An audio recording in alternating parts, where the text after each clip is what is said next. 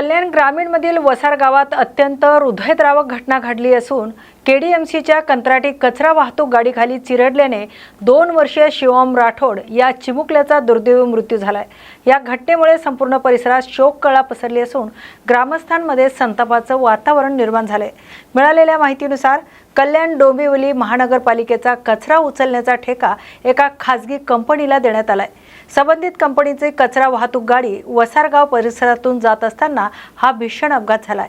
खेळत असलेल्या शिवमला चालकाला पाहता न आल्याने गाडी थेट त्याच्यावरून गेल्याने प्राथमिक माहिती समोर येते। अपघात इतका गंभीर होता की शिवमचा जागीच मृत्यू झालाय।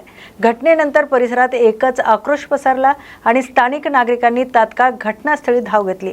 घटनेची माहिती मिळताच हिल लाईन पोलीस ठाण्याचे अधिकारी घटनास्थळी दाखल झाले आणि पंचनामा करून मृतदेह शवविच्छेदनासाठी पाठवण्यात आला।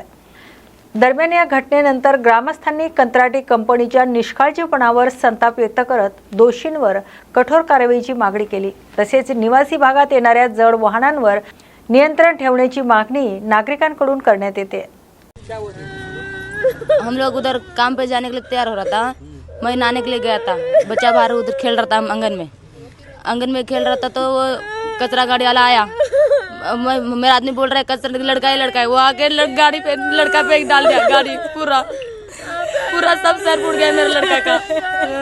ऐसा करके डाल दिया। एक ही लड़का था।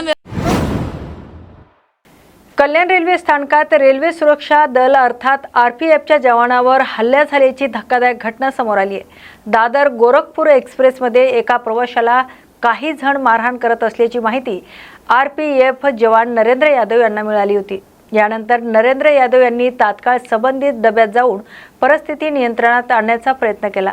प्रवाशाला मारहाण करणाऱ्या तिघांना त्यांनी खाली उतरून चौकशीसाठी येण्यास सांगितलं। मात्र गाडी कल्याण स्थानकाच्या फलाट क्रमांक 4 वर पोहोचताच या तिघांनी अचानक जवान नरेंद्र यादव यांच्यावरच हल्ला केला। आरोपींनी जवानाला बेदम मारहाण केल्याने स्थानिक परिसरात काही काळ गोंधळाचं वातावरण निर्माण झालं होतं। घटनेची माहिती मिळताच कल्याण रेल्वे पोलिसांनी तात्काळ घटनास्थळी धाव घेत आरोपींना ताब्यात घेतले। दरम्यान आरोपींना न्यायालयात हजर करण्यात आल्यानंतर त्यांची कारागृहात रवानगी करण्यात आली आहे। या घटनेमुळे रेल्वे स्थानकातील सुरक्षेचा मुद्दा पुन्हा एकदा ऐरणीवर आलाय, तर पोलीस या प्रकरणाचा अधिक तपास करत आहेत।